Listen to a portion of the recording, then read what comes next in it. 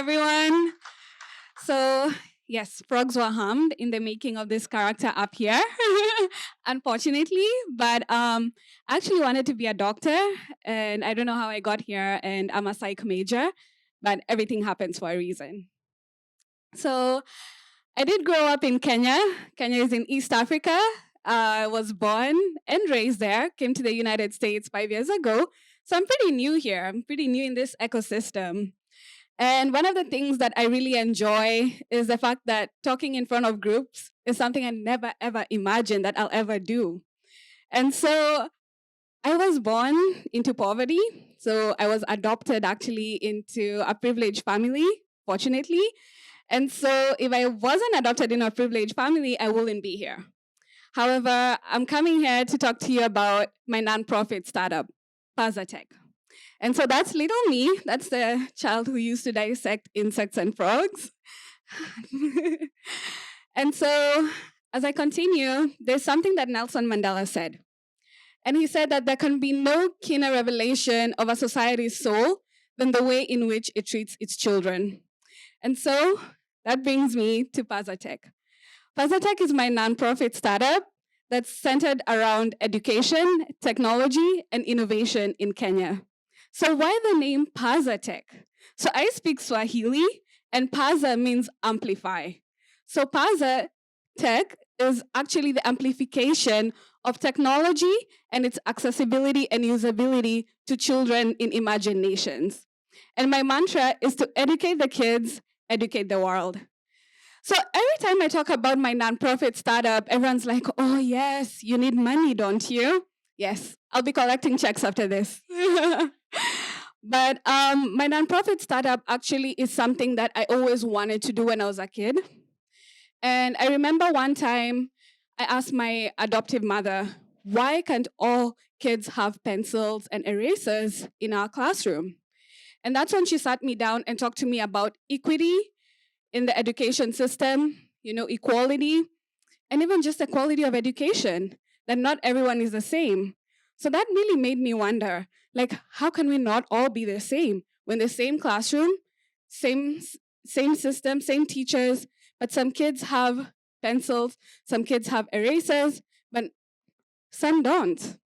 So I thought to myself, how can I think of the future? So that brings me to psychology. So when I graduated from high school and I was looking into colleges, I of course started small. I was like, yeah, I'll just go to a college in Kenya. Why not? But I read this book, 21 Lessons for the 21st Century. And they were talking about the future of work. And I was like, if I go into medicine, I'll be obsolete very soon because we'll have AI, we'll have robots, and all that. And so I thought to myself, what job will actually not be obsolete in the future? And that's when it took me to psychology, that human interaction, human engagement with people will not be obsolete. You will need to talk to someone. You will need the human kindness.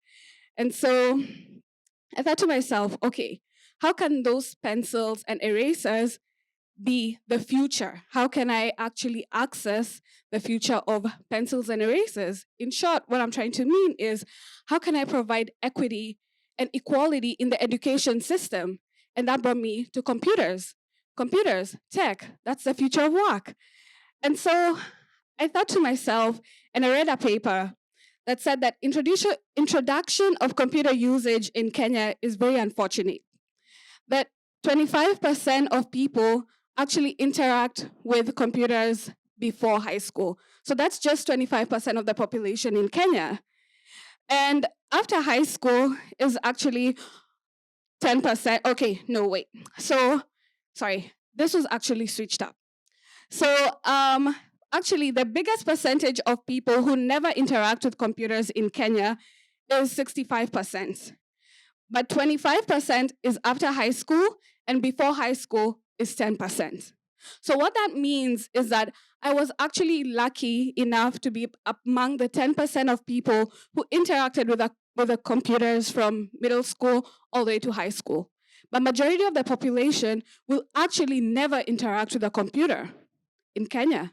which is unfortunate. And 25% of them actually after high school. So that's the unfortunate bit about technological accessibility in areas in imaginations. And so this brings me to my case study. So last year, actually 2 years ago during the COVID pandemic, when I came to the United States, I was living with my beautiful niece, Lily. And when everything happened, when schools went remote, Lily had the opportunity to actually learn using a computer. So she actually did virtual learning. She learned how to engage with apps such as Zoom and WebEx. She was actually able to submit her online assignments. And I won't even get into this. She can make better PowerPoint slides than me.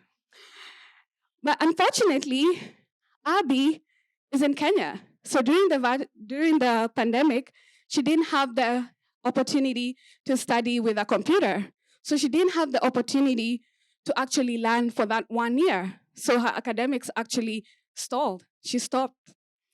And the thing is, these two girls have a similarity. They're both 10 years old.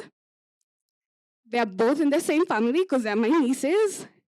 But the unfortunate thing is that the divide is starting to begin right now, where Lily is starting to look into careers around tech. She's starting to become more open-minded in the things she wants to do. On the other hand, Abby is looking more into what do people in my society do. So her mom is actually not privileged enough. And so her mom bakes cakes and sells them to neighbors and that kind of thing. And so for Abby, she feels like the future of work is maybe being a baker or being in the kitchen because she has no exposure into this kind of thing. And so when I think about this, I want to highlight the populations that are not on the table. Abby being that population. The fact that computers can actually divide us and the equality and even equity of education is something that can divide us makes me shocked. And so that brings me to Pazatech. And one of my vision is the adoption of computer technology to all schools in Kenya by 2063 and revolutionizing the traditional classroom. So most of you will ask me, why 2063? So I'm actually piggybacking from the UN Sustainable Development Goals that actually say that their blueprint is to achieve a sustainable world by 2030. And so if we eradicate world hunger in 2030, why can't we revolutionize the classroom and bring computers to all schools, even in imaginations, by 2063? So by 2063, I'll actually be in my early 60s. And I hope by then, 60s will be the new 20s. And so our mission is to actually champion innovative technological access to underserved communities in imaginations using sustainable means. And so what I'm actually trying to do is actually innovating a classroom. So how can we have an innovative classroom in rural areas in Kenya? So one of the things we can do is having a mobile bus or a digital truck. So a mobile bus will actually have the computers in it. We'll have all that technology in that. And one of the ways in which the mobility of this bus helps us is reaching these rural remote areas. So in Kenya, we actually have to build our buildings from scratch using stone and concrete. Therefore, that will take us a while if we have to set ourselves for the long term. And therefore, a digital bus is actually going to help us by being more efficient with the schools we're trying to reach. And so the other thing is, most people will ask, are we maintaining a good classroom spirit? Like, what will we be doing? Our curriculum. So our curriculum will actually start by engaging the students with what they're learning in the classroom. So if they're doing math in the bus, we can actually teach them math, but in a more innovative way, more fun way, because they've not seen this kind of technology. And the other thing we can do is actually start teaching these kids basic coding and programming. We'll start developing them for the corporate tech economy at a very young age. So that's my passion. So as I said, we're piggybacking from the United Nations Sustainable Development Goals. And we're looking into number one, no poverty.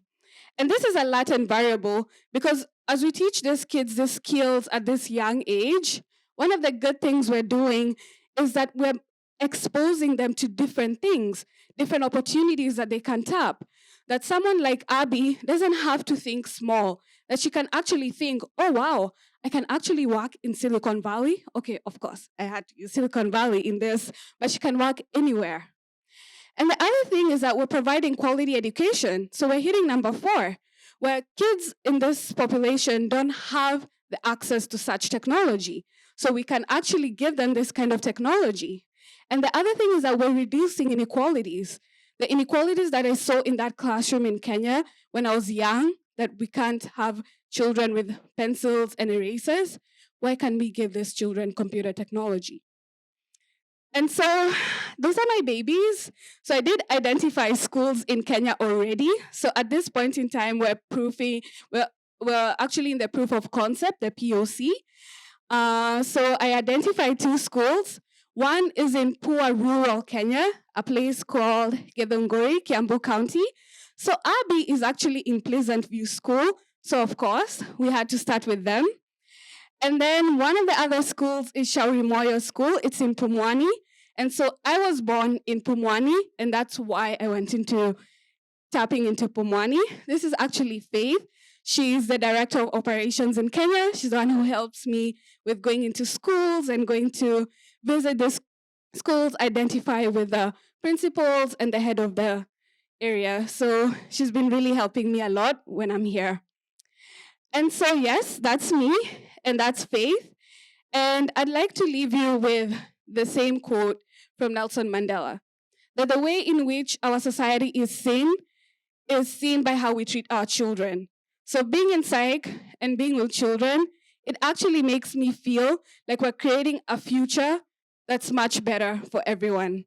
Thank you so much.